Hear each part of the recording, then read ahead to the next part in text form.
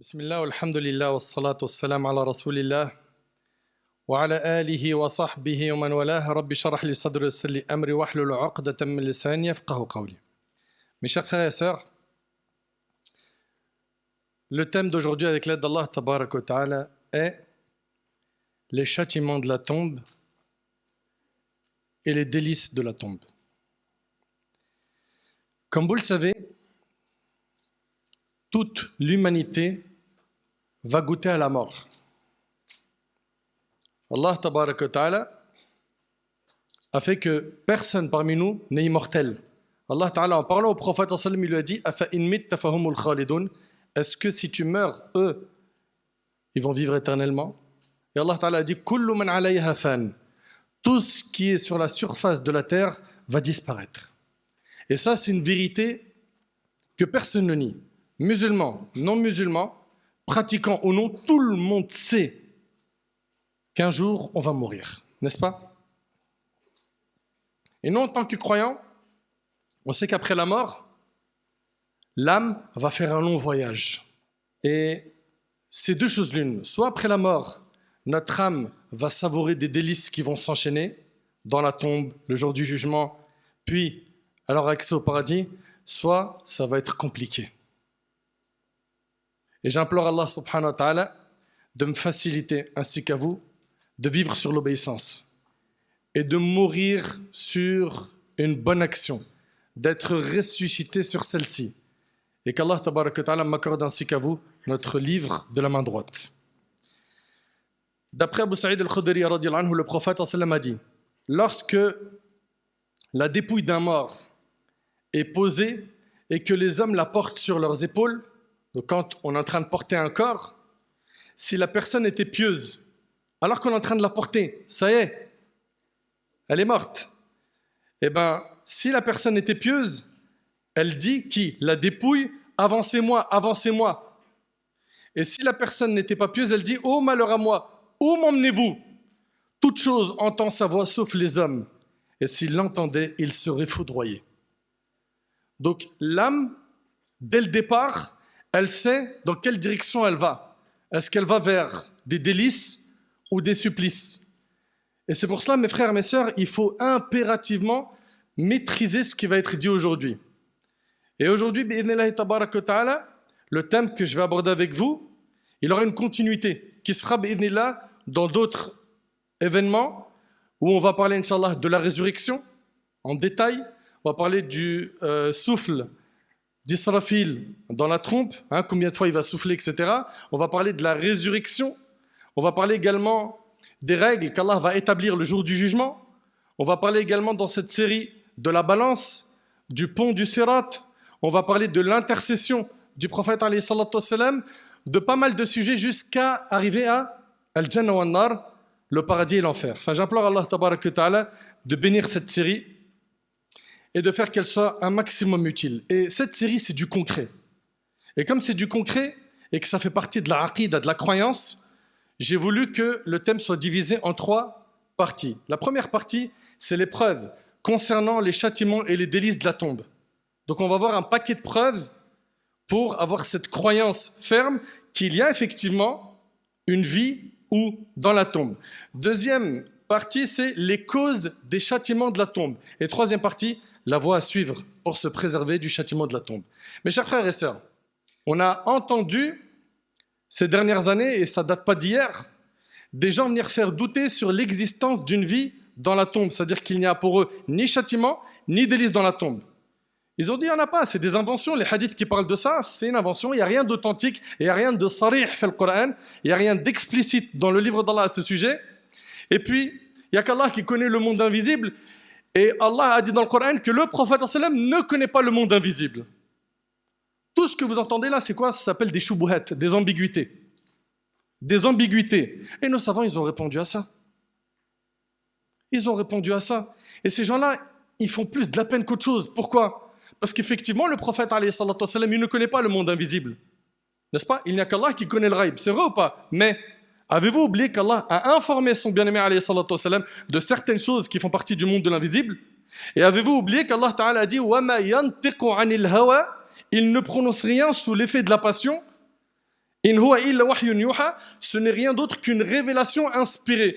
Donc lorsque notre bien-aimé alayhi salatu wassalam, il parle de choses qui font partie du monde de l'invisible, et là c'est un parti aqida, croyance. Je vous demande d'être bien attentif. Quand notre prophète alayhi salatu wassalam nous parle de la foi en Allah, des anges, qui nous parle du jour dernier, qui parle du destin, quand notre bien-aimé alayhi salatu wassalam, il parle de ces choses qui font partie du monde de l'invisible, est-ce qu'il invente cela? Non. C'est une révélation que lui vient. Il s'agit d'une révélation qui vient d'Allah. Allah il dit, et il ne prononce rien sous l'effet de la passion, ce n'est rien d'autre qu'une révélation inspirée. Allamahu shadidul quwa, que lui a enseigné qui? L'ange Gabriel à la force prodigieuse. Notre bien-aimé alayhi salatu wassalam a eu accès à des informations du monde de l'invisible par le biais de qui? De son Seigneur Azza wa Jal. Et sachez que croire au monde de l'invisible, ça fait partie des qualités des croyants. Allah tabarak wa ta'ala, dans Surat al-Baqarah, بعد أعوذ بالله من الشيطان الرجيم بسم الله الرحمن الرحيم, Allah ta'ala il dit Alif Lam Mim, ذلك الكتاب لا ريب فيه. Continuez. هدى للمتقين. On continue. الذين يؤمنون بالغيب. بارك الله فيكم. Alif Lam Mim. Voici le livre dont il n'y a aucun doute. Allahu Akbar. Allah subhanahu wa ta'ala, après la Fatiha, les premiers versets de Surat al-Baqarah, il nous dit que ce livre, le Coran, il n'y a aucun doute sur son sujet. C'est la vérité. Ce livre, c'est une guidée pour les pieux. Qui sont les pieux? Ceux qui font ce qui est obligatoire et qui délaissent ce qui est interdit. Allah ta'ala, il dit que ce livre est une guidée pour les pieux. Alladhina yu'minuna bil ghaib, ceux qui croient au monde invisible. Et donc, ces personnes-là, qui renient l'existence de la vie dans la tombe, des châtiments et des délices de la tombe, sont, écoutez attentivement s'il vous plaît, dans l'égarement. Est-ce que c'est mes paroles? Non. L'imam Al-Qurtubi, rahimahullah, et l'imam Ibn Hajar, rahimahullah, dans Fath al-Bari et dans Tafkiratu l'imam Al-Qurtubi, ces deux grands savants nous disent que seuls les athées ont renié l'existence de quoi? Du châtiment de la tombe, hein, des délices de la tombe. Et ils ne sont pas les seuls. Il y a les athées. Écoutez attentivement s'il vous plaît. Hein. Ceux des musulmans qui optent pour la doctrine philosophique. Ils ont réfuté le châtiment de la tombe en disant qu'il n'y a rien de réel. Est-ce qu'ils sont les seuls? Non, il y a aussi la secte des Khawarij et certains Mu'tazila. Et qui les a contredits? L'écrasante majorité des savants de la Sunna. Ok? Donc l'écrasante majorité des savants musulmans, sunnites, affirment qu'il y a bel et bien quoi? Une vie dans la tombe. Certes, ça fait partie du monde invisible, mais nous, on a l'obligation de croire en tout ce qu'Allah tabaraka ta'ala nous a rapporté, qui fait partie du ghaib, du monde invisible, et ce que son prophète alayhi salatu wassalam, a rapporté dans la sunna authentique. L'imam Ahmad rahimahullah, il a dit Adhabul qabr haq. Il a dit le châtiment dans la tombe, c'est une vérité. Wa man ankarahu fahuwa dal mudil. Il a dit et quiconque renie l'existence du châtiment de la tombe, c'est un égaré égareur. Et on parle de qui là? De l'imam Ahmad rahimahullah. Tout ce qui nous vient de la part de notre bien-aimé alayhi salatu wassalam, avec une chaîne de transmission qui est valide, nous l'acceptons. Nous l'acceptons. Car si on ne l'accepte pas, si on n'accepte pas ce qui est authentique, qui nous vient du prophète sallallahu alayhi wa sallam, sachez qu'on rentre en opposition avec l'ordre d'Allah. Avec l'ordre d'Allah. Allah tabarak wa ta'ala a dit « Wa ma atakumur rasoul fakhudhuhu wa ma nahakum anhu fantahu » C'est-à-dire quoi? Ce que le messager vous donne, prenez-le. Et ce qu'il vous interdit, abstenez-vous-en. Ok? Donc Allah tabarak wa ta'ala, il nous dit quoi? Que ce que le prophète sallallahu alayhi wa sallam, il va nous ordonner, on l'accepte. Et ce qu'il nous interdit, on doit quoi? S'en abstenir. Et je tiens à rappeler que ce que le prophète sallallahu alayhi wa sallam ordonne ou interdit, il provient de qui? D'Allah. Parce que وَمَا يَنْتِقُ عَنِ الْهَوَى. Il ne prononce rien sous l'effet de la passion. Ce n'est quoi? Ce n'est qu'une révélation inspirée. Inspirée par qui? Par Allah tabaraka wa ta'ala. Parfait. Mes chers frères, mes chères sœurs, une définition hyper importante que nous donne Ibn Abi al-Izz al-Hanafi. Le grand savant Ibn Abi al-Izz al-Hanafi, rahimallah, il dit, et soyez très attentifs, surtout quand il s'agit de définition. Là, on parle d'un point dogmatique qui fait partie de la croyance. Il dit, rahimahullah, i'lam anna adab al-qabr huwa adab al-barzakh. Il dit, sache que le châtiment de la tombe est celui du barzakh. Vous allez me dire, mais c'est quoi le barzakh? Ibn al-Qayyim, rahimahullah, il a dit, al-barzakh, c'est l'étape qu'il y a entre ce bas monde et l'au-delà. Ok? Très bien. Il dit, sache que le châtiment de la tombe est celui du barzakh. Et regardez ce qu'il dit. C'est hyper important. Quiconque meurt en méritant le châtiment en subira sa part, qu'il soit enterré ou non. Parce qu'on parle de châtiment de la tombe. On peut se poser tout de suite la question, ok, parfait. Et qu'en est-il de ces personnes qui sont mortes noyées? Vas-y, explique-moi comment il va avoir un châtiment dans sa tombe. Il est mort noyé, il est mort brûlé. Ok? Il a été incinéré. C'est des questions qu'on peut se poser, c'est vrai ou c'est pas vrai? C'est pour ça que soyez attentifs sur ce qu'il dit. Ibn Abil Aziz, rahimahullah, il dit « Quiconque meurt en méritant le châtiment en subira sa part, qu'il soit enterré ou non, dévoré par les bêtes féroces, brûlé jusqu'à être devenu cendre et éparpillé par le vent, crucifié ou encore noyé dans la mer, le châtiment atteindra son âme et son corps de la même manière qu'en est atteint celui qui est enterré. » Allahu Akbar. On pourrait se demander, mais comment mon frère Nader? Comment quelqu'un qui a été brûlé, réduit en cendres, comment est-ce que lui va avoir des questions? Est-ce que vous oubliez qu'Allah Tabarak wa Ta'ala, il est capable de tout? Inna Allah ala kulli shay'in qadir. Allah Ta'ala, il nous dit qu'Allah, il est capable de tout. Vous savez, c'est quoi notre souci? Notre souci, c'est qu'on juge le monde invisible avec notre raison limitée, très limitée. Il est injuste de vouloir appliquer les lois d'ici-bas aux affaires de l'au-delà. Je répète, il est injuste de vouloir appliquer les lois d'ici-bas aux affaires de l'au-delà. Et gardez en tête, s'il vous plaît, qu'Allah Tabarak wa Ta'ala est capable de tout. Moi, je vous pose une question. La personne qui est dans sa tombe, vous le savez qu'elle a 3 questions par les 2 anges. On va voir après ce hadith, Inch'Allah, le hadith de Bara ibn Azib. Par 2 anges qui s'appellent Munkar et Nakir, n'est-ce pas? Je vous pose une question. Est-ce qu'Allah Tabarak wa Ta'ala, quelqu'un qui est mort noyé, est-ce qu'Allah il est capable de lui envoyer les anges et de le questionner, ou c'est quelque chose qui dépasse la capacité d'Allah? Écoutez avec moi ce hadith. D'après Abu Hurayra, le hadith il est rapporté par l'imam al-Bukhari. Le prophète alayhi salatu wassalam, a dit un homme qui n'avait fait aucune bonne action recommanda à sa famille avant de mourir, après ma mort, brûlez ma dépouille, puis disperser en mer une partie de mes cendres, et le reste sur la terre ferme. Par Allah, si le Très-Haut reprenait mon âme, il m'infligerait un châtiment comme jamais personne n'en a subi dans l'humanité entière. C'est quelqu'un qui doute qu'Allah est capable de le ressusciter. Pourquoi? Parce qu'il se dit que s'il est réduit en cendres, ça y est, il a esquivé tout jugement et résurrection, etc. Très bien. Après sa mort, ses vœux furent exaucés. C'est-à-dire quoi? Ses enfants l'ont brûlé, ils ont brûlé son corps, il a été réduit en cendres, et on a éparpillé ça où? À la terre ferme et à la mer. Allah Tabarak wa Ta'ala par la suite ordonna à la terre ferme et à la mer de rassembler ses cendres. De rassembler ses cendres. Et il a été dit, soit, et il est redevenu un humain.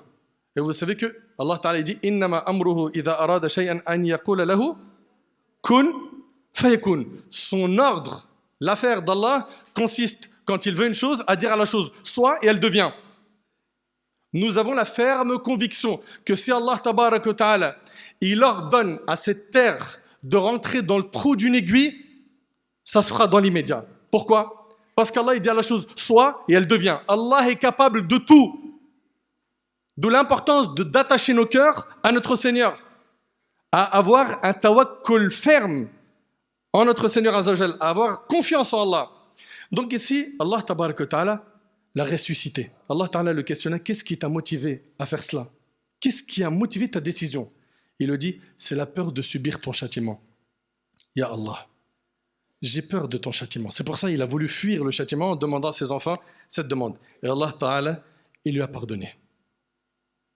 Allah Ta'ala, il lui a pardonné. Et le hadith, il est rapporté par l'imam al-Bukhari. Peu importe que la personne soit dévorée par des bêtes féroces, brûlée, noyée, elle goûtera à la même chose que goûtera celui qui est enterré. C'est-à-dire quoi? Soit des châtiments, soit des délices. Ok? Et rien de difficile pour Allah. Allah Tabarak wa Ta'ala, il nous a créé de père et de mère, n'est-ce pas? Il a créé Isa alayhi salam. De quoi? D'une mère sans père. Et il a créé Adam alayhi salam. Comment? Sans père ni mère. Comprenez qu'Allah Tabarak wa Ta'ala est capable de toutes choses. Allah Ta'ala, il dit إن مثل عيسى عند الله كمثل آدم خلقه من تراب ثم قال له كن فيكون. Pour Allah, Jésus est comme Adam, qu'il créa de poussière. Puis il lui a dit sois et il fut. Et regardez Ibrahim alayhi salam. Allah Ta'ala il dit وَإِذْ قَالَ إِبْرَاهِيمُ رَبِّ أَرِنِي كَيْفَ تُحْيِي الْمَوْتَى قَالَ أَوَلَمْ تُؤْمِنْ قال بلى ولكن ليطمئن قلبي قال فخذ أربعة من الطير فصرهن إليك ثم اجعل على كل جبل منهن جزءا ثم ادعهن يأتينك سعيا واعلم أن الله عزيز حكيم. Regardez, subhanallah, Ibrahim alayhi salam, il a dit, et c'est dans le Coran, dans Sourate Al-Baqarah, dans le verset 260, et quand Ibrahim dit, Seigneur, montre-moi comment tu ressuscites les morts, Allah lui a dit, ne crois-tu pas encore? Il a dit, si, mais je veux que mon cœur soit rassuré. Il voulait le voir de ses yeux. Il avait cette certitude en Allah, mais il voulait l'augmenter. Prends donc, dit Allah, 4 oiseaux, ok, et découplez. Puis, sur des monts séparés, mets-en un fragment, donc découplez, puis éparpillez, et ensuite Allah lui a dit, et appelle-les. Ils viendront à toi en toute hâte, et sache qu'Allah est puissant et sage.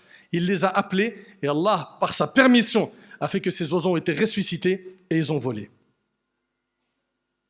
Comprenez bien, mes frères, mes sœurs, qu'Allah Tabaraka wa Ta'ala est capable de toutes choses. Ensuite, il y a un point que j'aimerais clarifier avec vous, barakallahu fikoum. C'est qu'il arrive souvent, comme on a beaucoup de cartésiens parmi nous, il y a beaucoup de gens qui font fonctionner la raison dans tout, même dans ce qui est raïbi, les choses qui font partie du monde de l'invisible. Et ils vont dire, mais comment il peut y avoir un châtiment dans la tombe? Nous, on n'a jamais entendu que quelqu'un est châtié dans la tombe. Ça ne se voit pas à l'œil nu. Okay? Et donc, ces personnes-là, ils vont faire passer la raison avant les textes de la religion jusqu'à arriver à un stade où ce que la raison accepte des textes coraniques et prophétiques, il l'accepte. Et ce que sa raison refuse, pour lui, même si ça vient du Coran ou de la sunna du prophète, il écarte ça, il met ça de côté. Alors, mes frères et sœurs, comprenez une chose, c'est que le réflexe du croyant face à la révélation, c'est « Sami'na wa ata'na ». Nous avons entendu et nous avons obéi. Ibn Taymiyyah, rahimallah, il a dit, et subhanallah, vous allez entendre des paroles en or. Il a dit, la raison est un moyen de distinguer les choses, mais il y a des choses que la raison ne peut distinguer seule. Donc toi, tu me dis que tu peux tout comprendre. Sache qu'il y a des choses que tu peux comprendre et il y a des choses que tu ne peux pas comprendre. L'âme qui est dans ton corps, tu ne peux pas comprendre comment elle est. Et là, on parle de quelque chose que chacun d'entre nous a. Et c'est pour ça que je vous invite, Allah yabarik fikoum, à vraiment faire attention à ce que votre raison ne dépasse pas les limites du din. La raison saine est celle qui se soumet au texte. Et la personne qui a une raison saine ne s'oppose pas au texte par quoi? Par la raison. Il ne fait pas passer la raison avant les textes. Il ne dément pas un texte par sa raison. Mes frères et sœurs, une question. Est-ce que dans une nuit obscure, on peut voir facilement? Une nuit obscure, il n'y a pas de lumière autour de nous. On est d'accord qu'on ne peut pas voir facilement, n'est-ce pas? Très bien. Eh bien, écoutez bien, cet œil, s'il n'est pas accompagné par une lumière, il ne pourra pas voir. On est d'accord? Parfait. Eh bien, il en est de même pour la raison. Celle-ci a besoin de la lumière de la révélation pour pouvoir voir. Ok? Pour pouvoir bien clair. Il en est de même pour la raison. Celle-ci a besoin de la lumière de la révélation pour voir clair. La raison est comme la vue, et j'aimerais que vous reteniez cette phrase. La raison est comme la vue, et les textes sont comme la lumière. Je répète. La raison est comme la vue, et les textes sont comme la lumière. C'est clair? Et ne pensez pas que la religion vient contredire la raison saine. Non. Non. Mais comprenez que la base du din, c'est quoi? C'est le texte. Et le texte ne contredit pas la raison saine. Ça va jusque-là? J'en ai pas perdu? Parfait. Très bien. Ensuite, voyons maintenant, concrètement, les textes du Coran et de la Sunna qui nous parlent de l'existence des châtiments et des délices de quoi? De la tombe. Allah Ta'ala dit وَحَاقَ بِآلِ فِرْعَوْنَ سُوءُ الْعَذَابِ النَّارُ يُعْرَضُونَ عَلَيْهَا غُدُوًّا وَعَشِيًّا وَيَوْمَ تَقُومُ السَّاعَةُ أَدْخِلُوا آلَ فِرْعَوْنَ أَشَدَّ الْعَذَابِ. Parfait. Allah Ta'ala il dit Allah donc le protégea des méfaits de leur ruse, alors que le pire châtiment cerna les gens de Pharaon. Le feu, et ça, j'aimerais que ce soit bien écouté, s'il vous plaît, hein. Le feu auquel ils sont exposés matin et soir. Qui? Pharaon et ses gens. Écoutez bien. Le feu auquel ils sont exposés matin et soir, et le jour du jugement, il sera dit, faites entrer les gens de Pharaon au plus dur des châtiments. On s'arrête un instant. Donc le jour du jugement, il sera dit, faites rentrer les gens de Pharaon au plus dur des châtiments. Mais le feu auquel ils sont exposés matin et soir, il est où? Il est où?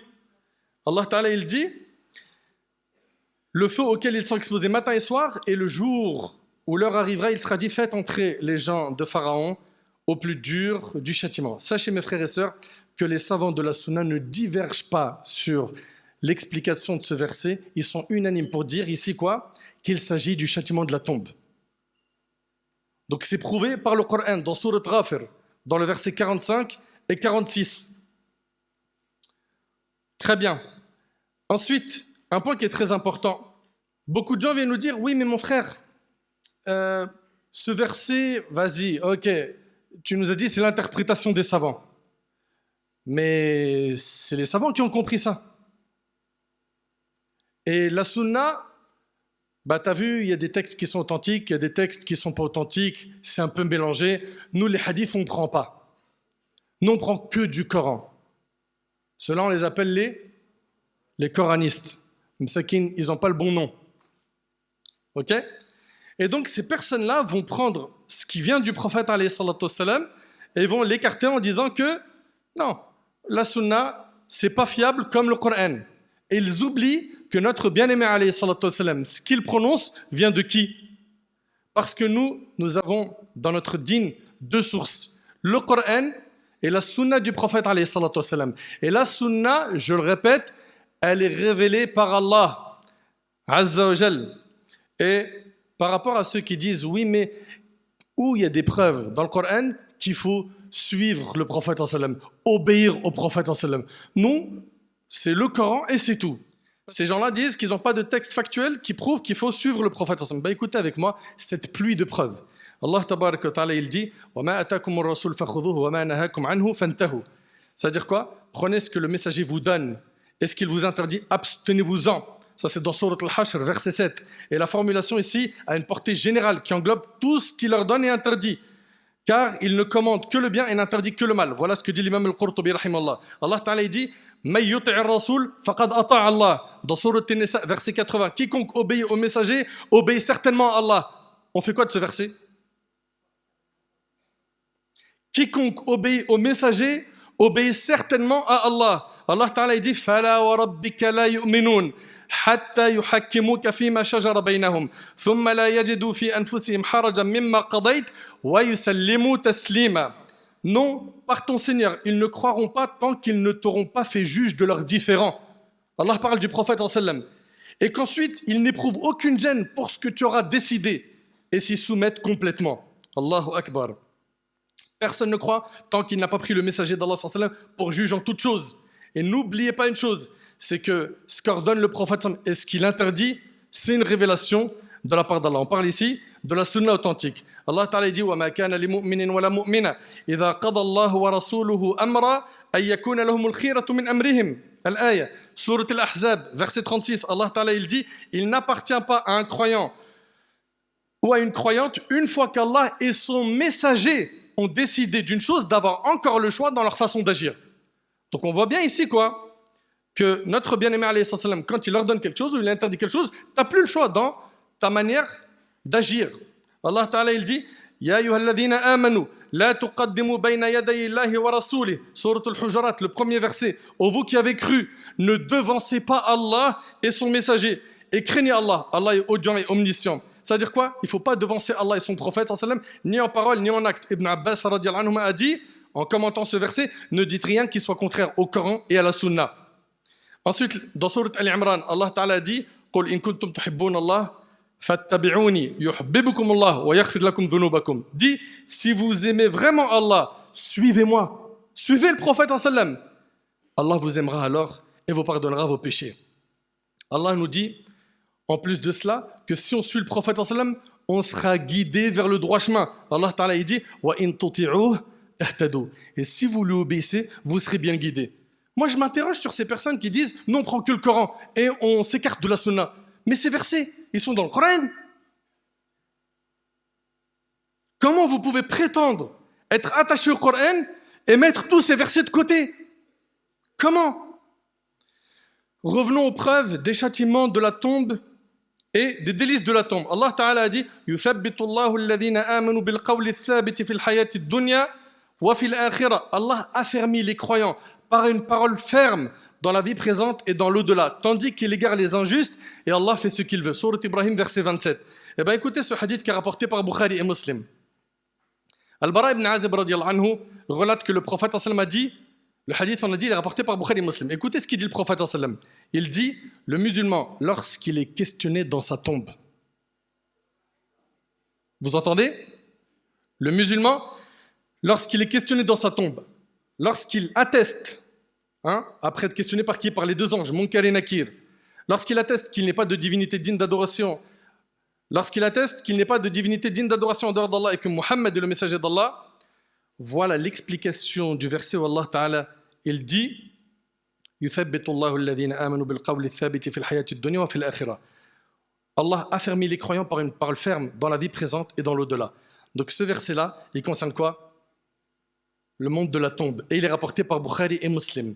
Et Ibn al-Jawzi, rahimahullah, il dit dans Zad al-Masir, هذه الآية وردت في فتنة القبر. Ce verset, il a été révélé sur quoi? Sur fitnat al-qabr, c'est-à-dire l'épreuve de la tombe. Wa su'al al-malakayn, les questions des deux anges. On voit ici donc clairement que ça concerne la tombe. Ensuite, dans la sunna, le prophète, alayhi salatu wassalam, dans le hadith rapporté par Bukhari et Muslim, toujours dans la sunna, le prophète, dans un hadith rapporté par Bukhari et Muslim, le hadith d'Ibn Abbas, écoutez attentivement le prophète, il passe devant deux tombes et il dit, tous deux se font châtier. Vous entendez? Le hadith, il est rapporté par Bukhari et Muslim.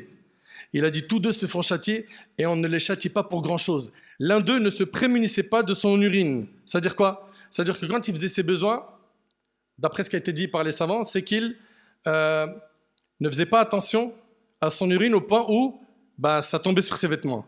Et dans d'autres explications, il ne se cachait pas. Il faisait ses besoins devant les gens. Et malheureusement, c'est quelque chose qu'on voit même aujourd'hui. C'est vrai ou pas? Les gens, ils ont un manque de pudeur impressionnant. On voit certains de nos frères, c'est très fréquent malheureusement, chez certains de nos frères, d'aller uriner dans un endroit public. Ils ne se cachent pas. Ils ne se cachent pas. Et combien de fois ces urines-là tombent sur leurs vêtements? Ça, c'est une parmi les causes des châtiments de la tombe. Vous imaginez? Et tandis que l'autre, le deuxième qui est châtié dans sa tombe, il colportait les paroles des uns aux autres. Et le hadith, il est rapporté par Bukhari Muslim. Kana yamshi bayna an-nas bin namima. Ça veut dire quoi? Ça veut dire que c'était quelqu'un qui colportait. Il faisait namima. C'est quoi le namima? C'est naqlul kalam ala wajhi al-ifsad. Ça veut dire quoi? Ça veut dire c'est de rapporter les paroles des uns contre les autres pour corrompre les relations des gens. Et sur le net, il y a ça à volonté, comme chez Flunch. Mais wallah, c'est vrai, c'est impressionnant. Ouais, t'as vu un tel, il a dit quoi sur toi? T'as vu un tel? Subhanallah, l'islam appelle à l'amour, la fraternité, l'union, et certains sont devenus des outils de Satan. Ils sont là en train d'essayer de détruire les relations des autres en disant « Mais t'es pas au courant de ce qu'il a dit sur toi ?» Ça fait partie des grands péchés pour lesquels tu as une sévère menace. Tu t'en repens pas, tu t'exposes à être châtié dans ta tombe. C'est grave. Et subhanallah, je répète encore une fois, notre prophète, il ne prononce rien sous l'effet de la passion. Ce n'est qu'une révélation inspirée. Et j'aimerais que vous méditiez sur ce qu'Ibn al-Qayyim, rahimahullah, il a dit dans I'lam al-Muwaqqi'in, concernant la sunna, concernant le rôle de la sunna.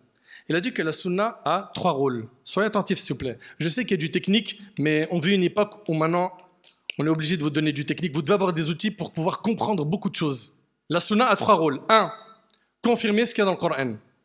Confirmer ce qu'il y a dans le Coran. Allah Ta'ala, il dit « Wa aqimus salat wa atu zaka » Accomplissez la prière et acquittez-vous de la zakat. Le prophète, dans le hadith d'Ibn Omar, qui est dans les 2 recueils authentiques, il a dit que l'islam est bâti sur 5 piliers. Parmi les piliers de l'islam, il y a l'accomplissement de la prière. On est d'accord ou pas? Donc ici, ce hadith vient confirmer une obligation qui est dans le Coran. Deuxième rôle de la sunna, c'est d'expliquer ce qui a été évoqué dans le Coran. Allah Ta'ala dit, accomplissez la prière et acquittez-vous de la zakat. Parfait. Parfait. Mais comment on prie? Combien il y a de rak'at? À quelle heure on les fait? Qu'est-ce qui annule la prière? Quels sont les piliers de la prière? Quels sont les sunnahs de la prière? Quels sont les makruhat de la salat? Qu'est-ce qui est déconseillé en prière? Tout ça, vous le trouverez dans la sunna du prophète alayhi salatu wassalam, qui elle-même, je le rappelle, émane d'Allah. Vous suivez? Très bien.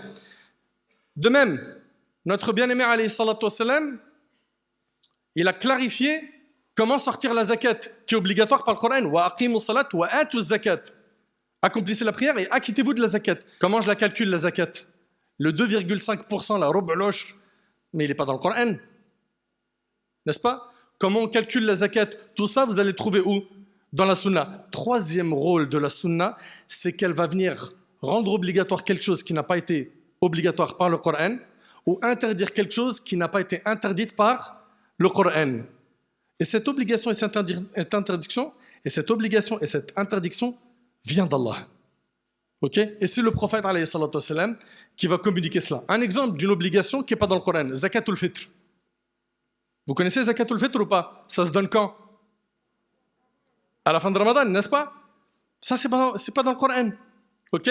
Parmi les choses qui vont être interdites, qui ne sont pas dans le Coran, le fait que l'homme porte de l'or. Ça, c'est dans la sunna et ce n'est pas dans le Coran. Donc, j'aimerais que vous compreniez que la sunna, elle a 3 rôles. Ok? Parfait. Mes chers frères, mes chères sœurs, toujours dans la continuité de ce qu'on est en train de dire.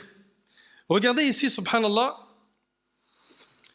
le hadith suivant, selon Al-Miqdam ibn Ma'di Karib, le prophète a dit: j'ai reçu le Coran et son semblable avec, rapporté par Tirmidhi. C'est quoi le semblable avec? C'est la sunna. Ok? Et l'imam Al-Awza'i, rahimahullah, il a vécu dans les premières générations, il fait partie des pieux prédécesseurs. Il rapporte que Hassan ibn Atiyya a dit: Gabriel transmettait la révélation divine au messager d'Allah et la sunna expliquait le Coran. Vous entendez? Et Ayyub al-Sirtiani, rahimahullah, il a dit: si on parle de la sunna à quelqu'un et qu'il dit, écoutez bien, faites-moi grâce de ça et parle-moi du Coran, c'est-à-dire écartez-moi le sunna et parlez-moi que du Coran, sachez que vous avez affaire à un égaré qui cherche à égarer d'autres.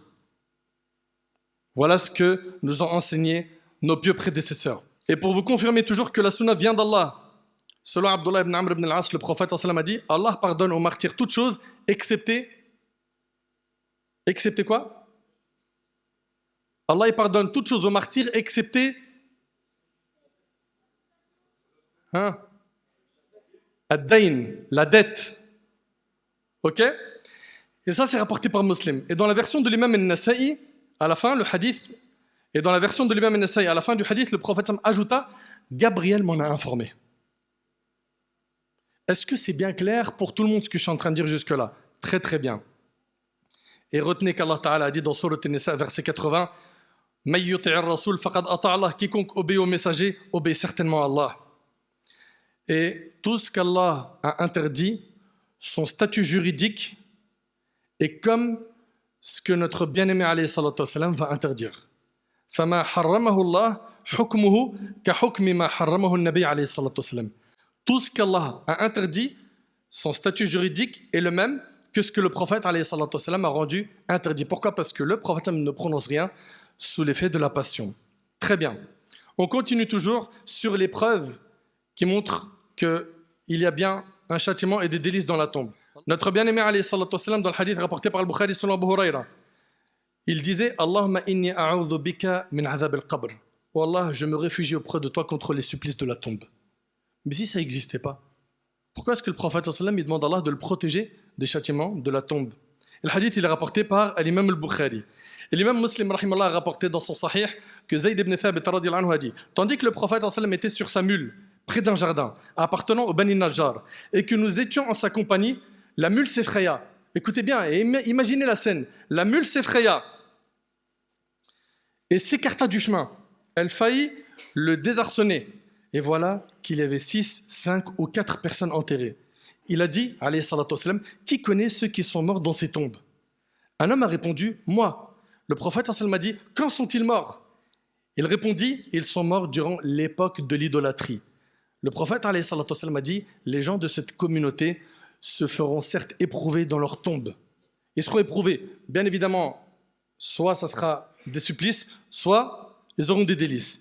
Et le prophète sallallahu alayhi wa sallam a dit, écoutez attentivement s'il vous plaît, si je n'avais pas peur que vous délaissiez l'enterrement en entendant les cris que poussent les personnes châtiées, j'aurais invoqué Allah pour qu'il vous fasse percevoir le châtiment de la tombe dont j'entends une partie. Allahu Akbar.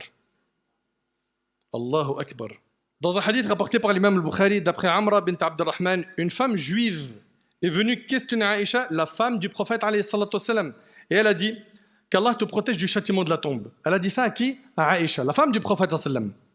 Alors Aïcha a demandé au prophète sallallahu alayhi wa sallam, est-ce que les gens sont châtiés dans leur tombe? Le prophète sallallahu alayhi wa sallam a dit qu'Allah me protège de cela. Donc on voit bien qu'il approuve alayhi salatu wassalam qu'il y a quoi? Un châtiment dans la tombe. Parfait. Et puis maintenant, on va entamer un hadith qui est long et on approche vers la fin. Ce hadith-là, il est très connu, il est long et il est riche en enseignements. Et j'aimerais, Allah yabarik fikoum, que vous méditiez bien le contenu de ce hadith parce qu'il apporte de l'espoir pour les gens qui font des efforts et il y a aussi des menaces sévères pour les désobéissants, ceux qui ont négligé le din, la religion. Al-Bara ibn Azib radiyallahu anhu a dit, nous avons assisté avec le prophète sallallahu alayhi wa sallam aux funérailles d'un homme parmi les Ansar, c'est-à-dire les musulmans de Médine. Nous nous sommes arrêtés à sa tombe avant que sa cavité latérale ne soit creusée. Le prophète sallallahu alayhi wa sallam s'est assis et nous nous sommes assis autour de lui. Nous étions tellement sereins qu'on dirait que des oiseaux étaient posés sur nos têtes. Avec un bâton qu'il avait dans la main, le prophète sallallahu alayhi wa sallam faisait des traces sur le sol. Puis il a dit, demandez à Allah de vous protéger contre le châtiment de la tombe. 2 fois ou 3 fois. Puis il a dit, oh Allah, que mon refuge soit en toi contre le châtiment de la tombe. Et il a dit ça à plusieurs reprises. Et il a dit ensuite, écoutez attentivement s'il vous plaît, il a dit ensuite, pendant que le serviteur croyant est en train de quitter ce monde pour rejoindre l'au-delà, des anges du ciel descendant vers lui, leurs visages sont blancs, ils sont aussi éclatants que le soleil. Donc la personne, dans les derniers instants de sa vie, elle voit les anges qui viennent accompagnés de l'ange de la mort. Soit c'est les anges de la miséricorde, soit c'est les anges du châtiment, wal'iyadu billah. Et ça, c'est dans les derniers moments de sa vie, dans les derniers instants, où il ne peut pas raconter ça, il s'est terminé, c'est ça, puis il part. Donc, ces anges-là viennent et ils amènent avec eux un linceul parmi les linceuls du paradis et un parfum. Mais là, on parle de qui là? On parle du croyant, de celui qui était pieux, de celui qui était attaché à la religion. Lui, il a un accueil grandiose, c'est-à-dire la sortie de son âme, elle se fait avec facilité et dès ses premiers instants, il commence à savourer. Vous suivez? Donc ici, dans le hadith, ils amènent avec eux un linceul parmi les linceuls du paradis et un parfum parmi les parfums du paradis. Ils s'assoient près de lui en couvrant tout l'horizon. Allahu Akbar. C'est-à-dire qu'il y a tellement d'anges que ça couvre l'horizon. À ce moment-là, s'avance vers lui l'ange de la mort. Et ce que je suis en train de vous dire là, Wallahi al-Azim, on va tous le goûter un jour ou l'autre. Il s'avance vers lui, qui est l'ange de la mort, jusqu'à être près de sa tête et il lui dit, ô toi l'âme pieuse, Allahu Akbar. Allah maj'alna min haoula ya Rabb. Qu'Allah nous accorde d'entendre cela. Sors pour être accueilli par le pardon d'Allah et son contentement. Allah, il est satisfait de toi. Sors. T'imagines, ça c'est la sortie de l'âme, elle quitte le corps. Elle sort en glissant comme glisse la goutte d'eau du goulot du récipient pour être cueillie par l'ange de la mort. C'est-à-dire qu'elle sort facilement. Puis après, les anges qui sont entre le ciel et la terre la bénissent et les portes du ciel lui sont ouvertes. Il n'y a pas de gardien d'une des portes du ciel sans qu'il n'implore Allah pour la faire gravir de leur côté. Quand l'ange de la mort la prend, il ne la laisse pas dans sa main. Qui? Les anges. Il ne la laisse pas dans sa main, même pas le temps d'un clin d'œil pour la mettre dans le linceul et dans le parfum. Un linceul du paradis, un parfum du paradis. Allah Ta'ala, il dit « Tawaffathu rusuluna wa hum la yufarritun » C'est le secret de la parole divine. Nos messagers prennent son âme sans aucune négligence. Ensuite, se dégage d'elle un parfum aussi bon que la terre n'ait jamais connu. Mon frère, ma soeur, dites-moi s'il vous plaît, vous n'aimeriez pas être cette personne-là? Il ajouta, ils la font monter au ciel. Il ne passe pas par un groupe d'anges sans que ces derniers ne disent « Quelle est cette bonne âme ?» Ils répondent « C'est un tel fils d'un tel » en évoquant ses plus beaux noms par lesquels il l'appelait dans cette vie. Lorsqu'il arrive au ciel le plus bas, il demande la permission de leur ouvrir donc la porte du ciel et les anges les plus proches d'Allah de chaque ciel. Donc il commence à monter. Allah tabarak wa ta'ala, il dit, inscrivez le livre de mon Seigneur parmi Illiyoun. Kalla inna kitab al-abrari lafi Illiyin, wa ma adraka ma Illiyoun, kitabun marqoum, yashhaduhu al-muqarrabun. Allah ta'ala, il dit, qu'est-ce qui peut te faire comprendre Illiyoun? C'est un écrit gravé que contemple d'Allah rapproché. Parfait. C'est un écrit gravé que contemple de Dieu rapproché. On inscrit donc son livre parmi Illiyoun, puis il lui sera dit, ramenez-le, donc ramenez cette âme à la terre, car c'est à partir d'elle qu'elle a été créée, c'est à partir d'elle qu'ils vont revenir, et d'une seconde fois, je les ferai ressortir. Le prophète, il continue, il dit, son âme est ramenée à son corps. Ok? À ce moment-là, 2 anges le feront asseoir et lui diront, là il est dans sa tombe. Et ça, wallahi, qu'on ne va pas y échapper. Qui est ton Seigneur? Il dira, mon Seigneur est Allah. Quelle est ta religion? Ma religion est l'islam. Que disais-tu au sujet de cet homme qui a été envoyé parmi vous? Il dira, c'est qui? C'est le messager d'Allah. Qu'as-tu appris comme science? J'ai lu le livre d'Allah, j'y ai cru. Et là, subhanallah, ça c'est la concrétisation du verset. Allah dit, yuthabbitullahu alladhina amanu bil qawli thabiti fil hayati dunya wa fil akhirah. Allah a affermi les croyants par la parole ferme dans la vie d'ici-bas et dans l'au-delà. Et là, à ce moment-là, il y a un héros du ciel qui va crier. Il va dire quoi? Mon serviteur a dit la vérité. Étalez-lui une couche du paradis. Habillez-le d'un vêtement du paradis. Une fois ouverte, son souffle apaisant et son odeur, c'est-à-dire qu'on va lui ouvrir un accès vers le Jannah. Il est dans sa tombe et il a un accès au paradis. Écoutez bien, une fois ouverte, son souffle apaisant et son odeur suave l'envahiront. Sa tombe s'étendra à la limite de sa vue. C'est-à-dire qu'il commence déjà à sentir l'odeur du paradis, à avoir les délices qui l'attendent, et on lui élargit sa tombe jusqu'à la limite de sa vue. Et il se présente à lui quelqu'un qui a un beau visage. Écoutez bien, quelqu'un qui a un beau visage, un homme qui a un beau visage, de beaux vêtements et une bonne odeur. Et il lui dira, aie de bonnes nouvelles de ce qui te réjouira. Donc il lui annonce des bonnes nouvelles. Il lui dit, voici la journée qui est la tienne, qui t'a été promise. Et il lui dira qu'Allah te dispense la bonne nouvelle du bien. Qui es-tu? Ton visage n'est que celui de quelqu'un qui apporte les bonnes choses. Il lui dira quoi? Je suis tes bonnes actions. Et je viens te tenir compagnie. Il va venir lui tenir compagnie dans sa tombe jusqu'au jour du jugement. Qu'Allah subhanahu wa ta'ala nous accorde cette faveur et ce privilège. Subhanallah. C'est-à-dire que cette personne, ça sera quoi? Ça sera tes prières, tes aumônes, ton tawhid. Ça sera ton attachement à la sunna. T'imagines? Eh ben, tout ce que tu as fait de bien, ça va être quoi? Un homme qui, lui, représente tes bonnes actions, qui va venir te tenir compagnie où? Dans ta tombe. Et ensuite, on lui ouvrira une des portes du paradis et une des portes de l'enfer. On lui dira, regarde la place qui t'était destinée si tu avais désobéi. Allah te l'a remplacée par celle-là. Quand il voit ce qu'il y a dans le paradis, il dira, Seigneur, hâte la venue de l'heure que je rejoigne ma famille et mes biens. Fais que le jour du jugement, il arrive vite. Pourquoi? Parce que pour lui, il est dans une salle d'attente. Certes, c'est des délices, mais c'est limité. Il n'est pas encore au paradis. Donc il est pressé que le jour du jugement arrive. Pourquoi? Pour qu'il puisse rentrer, faire le Jannah pour l'éternité. Ça, c'est qui? C'est celui qui a cartonné dans ce bas monde. Maintenant, voyons de l'autre côté. Quand l'infidèle, pendant qu'il est en coupure avec ce bas monde pour rejoindre l'autre monde, descendent vers lui des anges, rudes et violents, avec des visages sombres, munis d'un linceul formé de torchons provenant de l'enfer. Allahu Akbar. Là, ce n'est pas un linceul du paradis. Il s'assoit près de lui en couvrant la limite de la vue. Pareil, il en voit plein. À ce moment-là, se présente l'ange de la mort et s'assoit près de sa tête.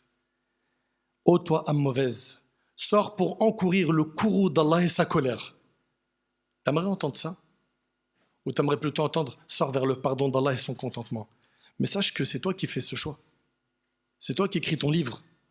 Quand vous êtes sur TikTok à regarder des lives qui appellent à la désobéissance, à tuer votre temps, qui est votre capital, au lieu de faire des bonnes actions, quand vous êtes en train de partager des rumeurs, des informations qui sont nocives, des péchés, mais vous êtes en train de vous autodétruire. Vous êtes en train de faire n'importe quoi. Et il n'y a que 2 directions après la mort. Fariqun fil jannah wa fariqun fis sa'ir. Des gens qui seront au paradis, d'autres qui seront en enfer. Puis ici, subhanallah, l'âme se ramifiera alors de son corps et il l'arrachera comme on arrache la broche de la laine mouillée. Donc l'âme va sortir très difficilement. Chaque ange habitant entre le ciel et la terre va maudire cette âme, alors que de l'autre côté, ce n'était pas le cas. Ainsi que chaque ange habitant le ciel, les portes du ciel se fermeront. Il n'y a pas de groupe d'anges gardiens des portes qui n'invoquent Dieu pour que son âme ne passe à côté de lui. Et dès que l'ange de la mort il la prend, ils ne la laisseront pas le temps d'un clin d'œil dans sa main pour la mettre dans ses torchons, qui viennent d'où? De l'enfer. Une odeur aussi désagréable que la pire des odeurs d'une charogne qu'on peut trouver sur cette terre se dégage d'elle. Allahu Akbar. Ensuite, ils la font monter. Ils ne passent pas près d'un groupe d'anges sans que ces derniers disent « Quelle est cette âme mauvaise ?» C'est un tel fils d'un tel en le désignant par les noms les plus mauvais par lesquels il l'appelait pendant qu'il était vivant. Arrivé au ciel le plus bas, on demandera la permission d'ouvrir, mais on ne leur ouvrira pas. Puis le prophète sallam récita « Inna alladhina kazzabu bi ayatina wastakbaru anha la tufattahu lahum abwabu as-sama' wa la yadkhuluna al-janna hatta yalija al-jamalu fi sammi al-khiyat wa kadhalika najzi al-mujrimin » Allah subhanahu wa ta'ala donc ici nous dit il ne voit pas s'ouvrir les portes du ciel, pas plus qu'il n'entre au paradis jusqu'à ce que le chameau ne pénètre dans le chat d'une aiguille. Allah, le puissant, le glorifié dira « Inscrivez son livre parmi les Sijjin, dans la couche la plus profonde de la terre. » Son âme est alors jetée du ciel jusqu'à tomber sur son corps.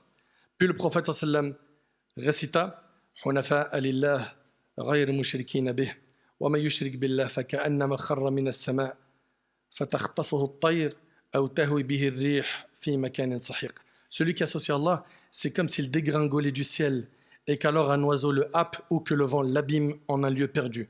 Son âme est ensuite ramenée à son corps. Et là, à ce moment-là, deux anges sévères le grondent, le font asseoir et lui disent « Qui est ton Seigneur ?» Et là, il dit quoi? Je ne sais pas. Je ne sais pas. Je ne sais pas pourquoi. Parce que sur terre, il n'a pas appris qui était son Seigneur. Parce que sur terre, il s'est écarté de la voie d'Allah. Parce que sur terre, il refusait la sunna du prophète alayhi salatu wassalam. Parce que sur terre, c'était un esclave de ses passions. Sur terre, la seule chose qui occupait son esprit, c'est comment faire pour faire le maximum de façades, de mal. Pourquoi? Pour concurrencer mes potes et leur dire moi aussi, je suis parti à Dubaï avec des meufs. Moi aussi, j'étais à Phuket. Et t'inquiète pas, j'ai tout harag. Et ils se vantent du haram aujourd'hui. Et ils le font sans aucune gêne. Où certains et certaines, ils affichent leurs péchés, comme sur TikTok ou autre, une telle qui a fait ça et un tel qui a fait tel péché. Ils se cachent plus. Vous voulez être accueillis par quel type d'ange? Les anges de la miséricorde ou les anges du châtiment? Est-ce qu'on se donne les moyens d'être sauvés à ce moment-là, de trouver le salut? Combien de fois t'as entendu « Hayya ala salah » T'as pas bougé, t'as pas cherché à prier. Combien de fois on t'a dit « Ma sœur, évite cette fréquentation, c'est nocif, fais gaffe ». T'as tourné le dos au rappel, t'as bouché tes oreilles. Et à la fin, j'ai commencé à regretter.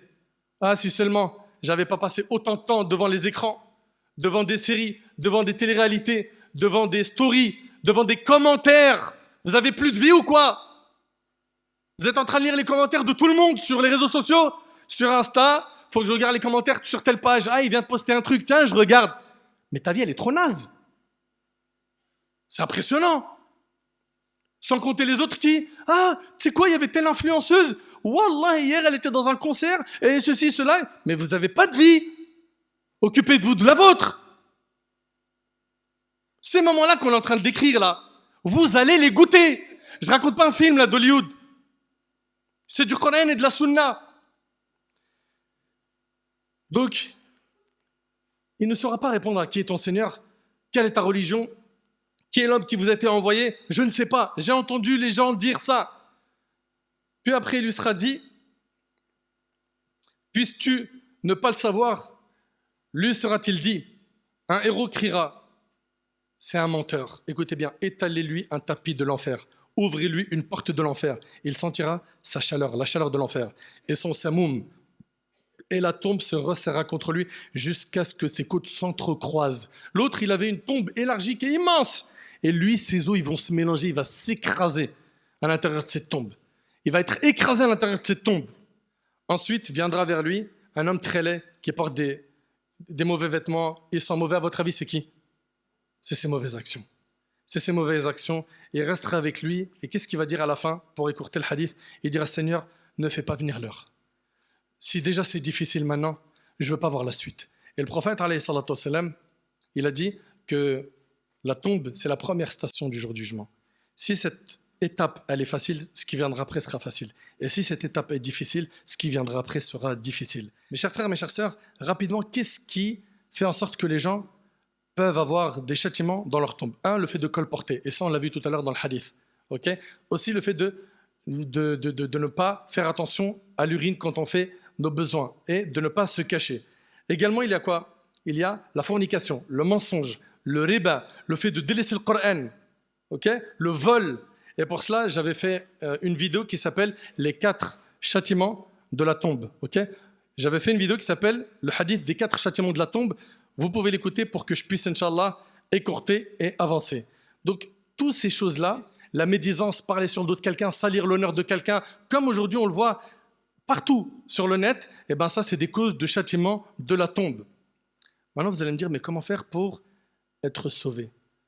Eh bien, très rapidement, si tu veux être sauvé du châtiment de la tombe et ne connaître que les délices, apprends à être droit dans ta pratique religieuse. Sois droit, istaqim.